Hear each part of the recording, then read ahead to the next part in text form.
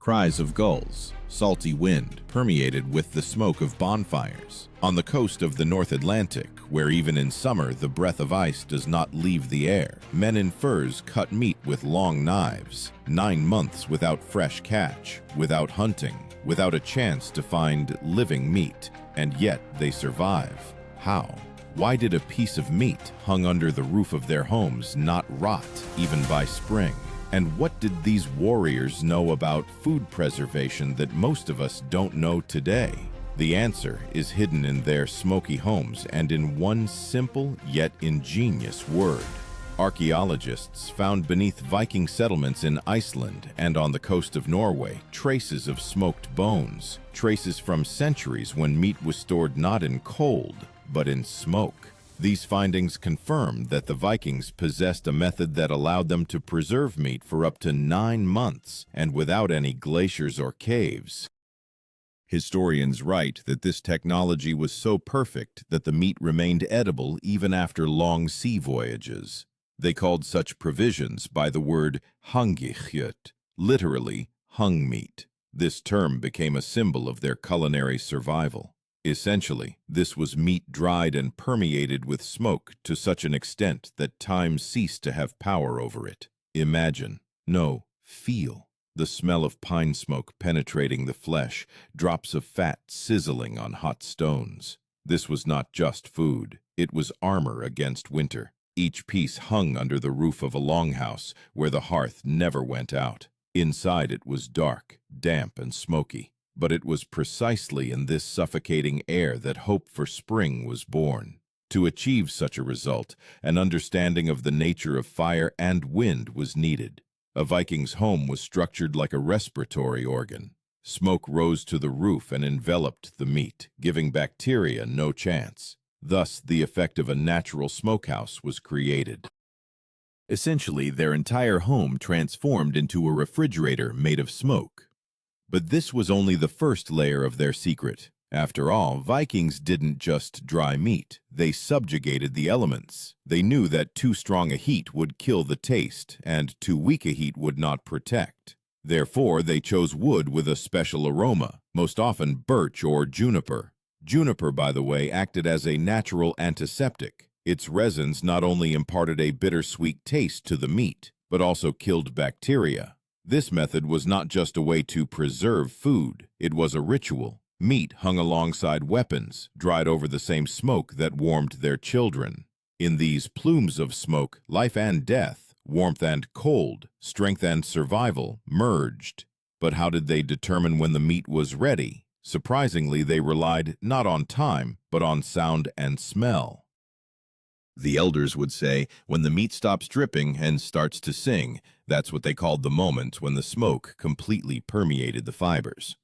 Now it seems impossible to live through winter without a refrigerator, but the Vikings did it year after year. Their homes became factories of survival, where every board, every crack in the roof was part of the system. And yet, smoking was only the beginning. After all, not all meat could be stored in smoke, and the sea did not always provide fish. Then the Vikings resorted to another, even older method, preservation by the power of wind and salt.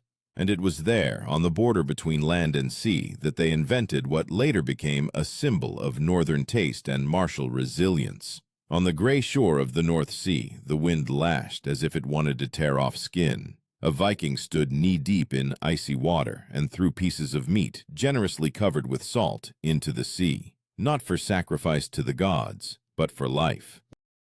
Salt was their second weapon against rot, their chemistry before chemistry existed. They called it fitagul, white gold. And this was no poetic exaggeration. Salt cost more than silver, and every grain of it could decide the fate of an entire settlement.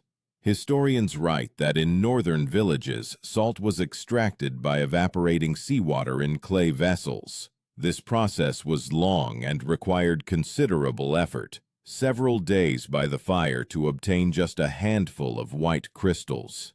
Salt not only preserved meat, it transformed it into a hard, aromatic energy reserve that could last for months, even in warm weather.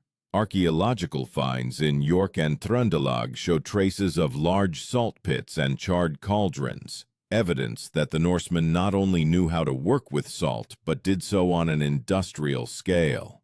The Vikings used a method later called dry salting. Pieces of meat were laid in layers, sprinkled with salt, and left in pits lined with stones. After several days, the meat began to weep, releasing moisture that drained into the ground, leaving a dense, firm texture. They called this process blodthrinning, which can be translated as meat bleeding.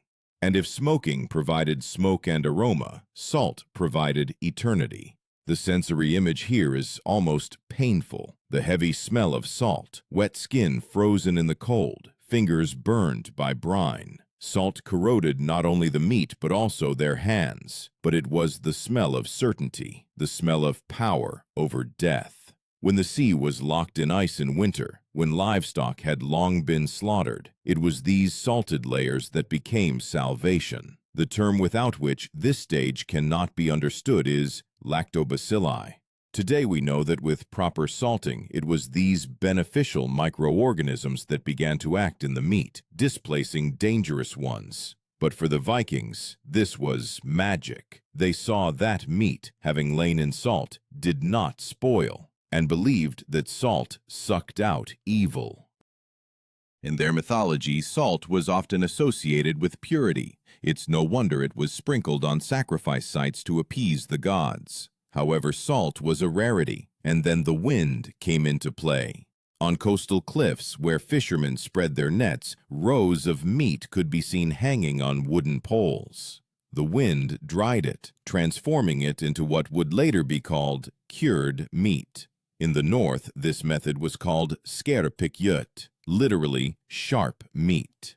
It hung for weeks, swaying in the wind, darkening, becoming hard as stone, but inside it retained fat and flavor. According to archaeological data found in Iceland, Vikings built special barns without walls, open to the wind but protected from rain. Meat hung there for up to 6 weeks. Nature did the rest. No additives, no technology, only air, sun, and patience. This was the world's first dry refrigerator. The sound that every child raised in such homes remembered was the rustle of suspended pieces. When the wind passed through them, they made a dull tapping sound. Meat knocked against meat like wooden planks, and this sound meant, winter is coming, but we are ready. Dried meat was not just food, it was a strategic unit. During campaigns when Viking ships were away for months, it was these provisions they took with them. One piece could weigh less than half a kilogram but provided energy for a whole day. Warriors wrapped it in woolen cloths to prevent it from absorbing moisture and ate it right at the oars when there was no time to light a fire. Modern research shows that the protein content in such meat was almost 30% higher than in fresh. That is, the longer it hung, the more nutritious it became. Perhaps this is why Vikings could endure exhausting treks of 50 kilometers a day without losing strength. And yet even salt and wind did not always save them. A wet autumn, rains, decay. All of this could destroy months of labor. And then the Norsemen devised a third, almost mystical method, fermentation. They allowed the meat to die in a controlled manner, only to resurrect its flavor later. This stage became the boundary between survival and the alchemy of taste. Indeed, according to archaeologists, it was the Vikings' fermented products that survived centuries, leaving us the smell of that era, pungent, sour, yet surprisingly alive. When the sun in northern latitudes barely touched the horizon, and the day lasted no longer than a short breath, the Vikings began a process that today would be called a biochemical miracle. They allowed meat to spoil, but not completely. In their understanding, this was a sacred boundary between the death and life of the product, between decay and preservation. They called this method rotna, ripening. In our time, scientists would call it fermentation. Historians write that this very process was at the heart of the famous Icelandic dish hakarl, fermented shark, as well as skata, aged skate. But what now seems like gastronomic madness was, in that era, a matter of survival. Meat that underwent natural fermentation required neither smoke, nor salt, nor ice. All that was needed was time, earth, and control. The Vikings buried meat in the ground or placed it in wooden barrels lined with seaweed and grass. They covered it with stones from above to prevent air from entering. This created an anaerobic environment without oxygen. Bacteria living inside the meat slowly began to process proteins and fats, changing their structure. This transformed the flesh into something that could be stored for months. Today we understand that this process was accompanied by the formation of ammonia, which repelled insects and protected the product. But back then, the Vikings simply knew. The smell was terrible, but the meat remained alive. Archaeological studies in Iceland and the Faroe Islands show remnants of pits with bones and organic matter, structurally similar to fermented products. Scientists suggest that similar methods were applied not only to fish, but also to lamb, horse meat, and even the meat of seabirds. And although this method was dangerous, the slightest error in temperature could cost a life. It provided what smoke and salt could not: independence. The image of this process is almost ritualistic. Night, frozen ground. A man in a fur cloak lowers his hands into a cold pit, inhaling the sharp, sweetish smell of decay. Somewhere nearby, the wind howls. In the distance, metal clangs. Weapons are being forged. And above it all, silence, because even breathing seems superfluous. This is not just food preparation. It is a dialogue with nature, with its shadow and light. The term that reflects the essence of what was happening is anaerobic fermentation. For modern man, chemistry; for the Viking, the will of the gods. For they believed that Odin taught people the art of preserving meat so that they could go on campaigns without fearing hunger. Sagas mention meat that does not rot, served at a feast when supplies had long run out. Perhaps these were the first mentions of fermented products. The taste of such meat was sharp, almost poisonous. A contemporary person would not be able to swallow a single piece.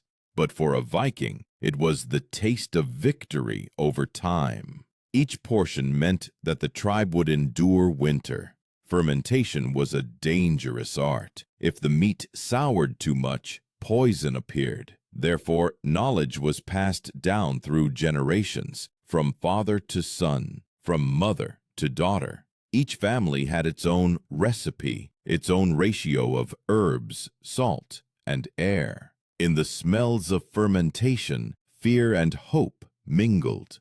One wrong step, and the whole winter would be for naught.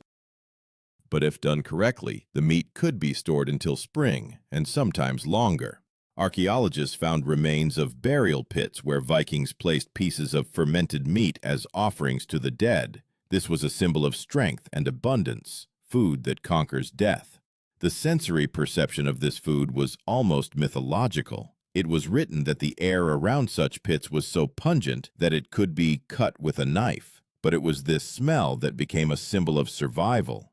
Today, residents of Iceland still prepare hakarl, and this recipe has remained almost unchanged for 1,000 years. They continue to do what their ancestors began, challenging nature with the help of nature itself. But even this method, so reliable, was not the limit of their skill. For in the north, there was not always meat, and the seas were not always merciful. And then the Vikings found a way to preserve not only food, but also the energy of life in fats and bones. This step transformed them from mere survivors into true masters of northern alchemy. The fire dies down, but the fat still boils. In huge cauldrons, black with soot, the Vikings cooked what saved them, even when there was no fish or livestock left. From the remnants of bones and fat, they created a substance they called smjör, not just butter, but a concentrate of life. It was not a product, but fuel. Modern historians compare it to a medieval energy bar. Light, fatty, long-lasting, and capable of replacing an entire meal. Animal fat, what modern humans discard, was a gift from the gods for the Vikings. They rendered it, strained it through cloth, and stored it in sealed leather bags. In this form, it did not spoil for months. According to archaeological findings in York and Birka, vessels with solidified fat are found alongside fish bones and meat, meaning it was taken on voyages. It was the basis of their expeditionary diet. Here a key term emerges, rendered fat, in Old Norse talg. Unlike butter, it contained no moisture, meaning it could not go rancid. The Vikings used it not only for food, but also for lighting, lubricating weapons, and protecting skin. It was a universal source of strength and warmth. In conditions of perpetual cold, it was the equivalent of gold, something that could not be lost. Visually, this process resembled alchemy. Smoke rose above the cauldrons. An amber-colored layer shimmered on the surface, and when it was skimmed off with wooden spoons, it flowed like molten wax. The taste was rich, sweetish, smoky. This fat was mixed with pieces of dried meat or blood, creating a dish known as bloth pudding, blood stew. It was a symbol of returning to life, as each spoonful provided strength after days of travel. Archaeologists found remnants of such energy mixtures even at the bottom of ships. They lay in clay vessels sealed with beeswax. Beeswax, by the way, acted as a sealant and antiseptic, another discovery of the Norsemen. Historians believe that thanks to it, fat could be stored for up to 9 months, precisely the length of the cycle from one hunt to the next. The sensory image, the fixed smell of rendered fat absorbed into the walls of the house, the warm light reflected in its gleaming surface. Meat, salt, smoke, and fat, the 4 elements of survival. Together they created not just a diet, but a system where every drop had meaning. It was a unique northern code, passed down through generations. But within this simplicity lay engineering genius. To prevent the fat from going rancid, the Vikings added juniper berries or sorrel. These plants contain natural acids and oils that prevent spoilage. Modern research confirms such additives indeed extend shelf life. What they did intuitively is now confirmed in the laboratory. Sometimes fat was mixed with flour and honey, creating nutritious balls, prototypes of modern field rations. This product was called sviðabollur. Warriors could even carry it with them on campaigns, a sword in one hand, a piece of concentrated energy in the other. Legends said that one such ball could sustain strength for a whole day. And, if chronicles are to be believed, it was on such provisions that great voyages were built, from Norway to the shores of Vinland, the land later called America. The term describing this principle is preservation through fat. In modern understanding, the hermetic sealing of nutrients in an oxygen-free environment. For the Vikings, this was akin to magic. For fire, having taken life from a beast, now granted it again, in the form of a gleaming aromatic elixir. But behind all these techniques lay one grand idea, a balance between the elements. They knew, if you use too much salt, the meat will turn to stone. If you give too much smoke, you will lose the taste. If you overcook the fat, you will lose your life. This was not a random collection of techniques. It was a philosophy of survival built on precision and respect for nature. And so, when their ships sailed into the fog and their homes remained empty, meat still hung on the crossbeams under the roofs. It jingled in the wind like bronze bells. Every sound meant one thing. Even if the sea did not return the men, their families would not starve. And this chime was the quietest yet most powerful song of the North. However, the final test was not on land or in the home. It awaited them on the open sea, where time stretched into infinity and hope could perish with a single wave. There, amidst the cold and darkness, the Vikings put their knowledge to the ultimate test, when meat, smoke, and fat became not just food, but the boundary between life and death. Night. A storm, The sea roars like a beast and waves crash against the wooden sides of the longship. In the hold, darkness, dampness, and the smell of sweat, smoke, and fat. This is not an aroma. It is a testament to survival. Here, below deck, lie bags of meat wrapped in cloth, vessels of fat carefully sealed with wax, and bundles of dried fish clattering like bones. These provisions are the result of months of labor, and every crumb counts. The Vikings knew, if the food spoiled, death would come before the enemy. Viking voyages lasted weeks, sometimes months. Historians note that during journeys to the coast of Britain or Iceland, each warrior received about half a kilogram of meat or fish per day. And this was not fresh produce. It was all dried, salted, permeated with smoke or fat. But it was this meat, heavy, hard, almost odorless, that gave them the strength to row for hours and to fight when the ship touched foreign land. The term that accurately describes their diet is combat ration. Modern armies use this term for a set of food designed for long campaigns. For the Vikings, this was their own ancient equivalent, a meticulously planned system where everything was interconnected. Salt, a preservative; smoke, an antiseptic; fat, an energy source; dried meat, a protein base. All simple, and therein lies the genius. Archaeologists found remnants of barrels and leather bags at ship burial sites near Roskilde and in the Oseberg area. Analysis showed traces of salt and animal fats. These are not just artifacts, they are traces of a strategy. Even at sea, Vikings created a closed ecosystem of nutrition: fire, air, water, and earth. 4 elements transformed into tools for survival. The sensory image of their life at sea can almost be heard. The roar of waves, the creak of ropes, the thud of oars, the smell of salted meat warmed over coals.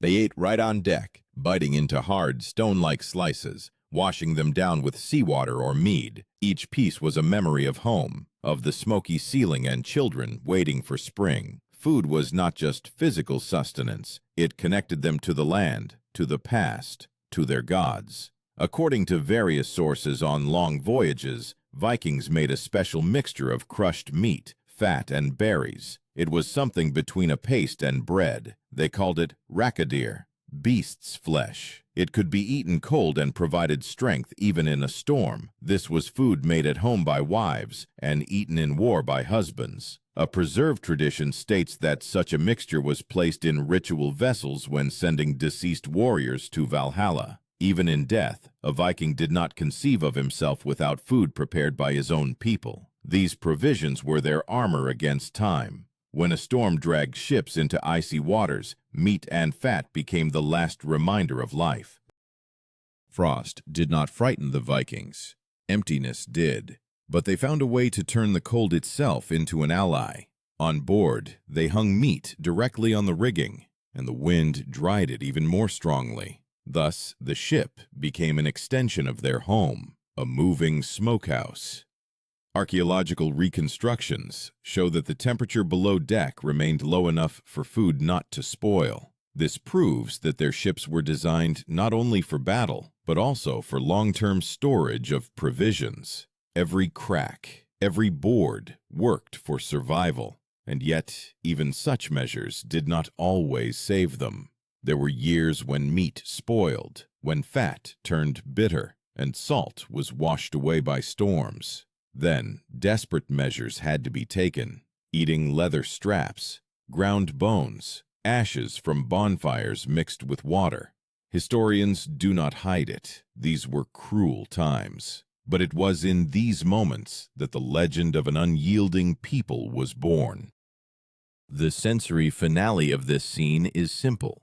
A Viking, sitting by the hearth after a long voyage, chews a hard piece of smoked meat. His hands are scarred, his beard is permeated with salt, his eyes are tired but alive. He has survived everything: cold, hunger, and storm. And in this piece is not just food, but the memory of the journey, of home, of how a human can conquer even the absence of life. And when archaeologists today find petrified pieces of meat covered with a layer of salt, they find not just food remains, They find proof that human strength begins where comfort ends. This is the true secret of the Vikings, their ability to preserve life in a world where everything tended towards death. But behind this cold mastery lies something more than technique. Their ability to preserve meat is a reflection of their philosophy. And to understand how this philosophy changed the fate of the North, one must see what remains of it today, not in museums, but within ourselves. Today, with refrigerators humming in every home and expiration dates on every package, we have almost forgotten that once humans fought decay with their bare hands. For the Vikings, preserving meat was not just culinary art, it was a form of faith. Their dialogue with nature, where every smoky piece, every pinch of salt, meant a victory over death. Archaeologists say the Vikings' secret is simple, not cold, but balance. Fire gave aroma, salt, purity. Wind, dried, fat, protected. Altogether created a system where nature worked for man, not against him. And this philosophy, based on resilience and respect for the elements, became the heart of the northern character. The image of the last shot, an old Icelander, a descendant of those who survived 9 months without refrigeration, hangs meat under the roof. The smell of smoke is the same. The sound of the wind is the same. 1,000 years have passed, and the recipe remains. The taste of ancient fear and ancient strength. And now, when you open your refrigerator to take out a piece of meat, ask yourself, could you survive without it? Could you live through winter, relying only on smoke, salt, and wind? For it was precisely in this way, step by step, that these people built a civilization on the edge of the world, and proved that those who are not afraid to look death in the eye can survive. Thus ends the story of meat that survived winter. But in reality, it is the story of a human who conquered time.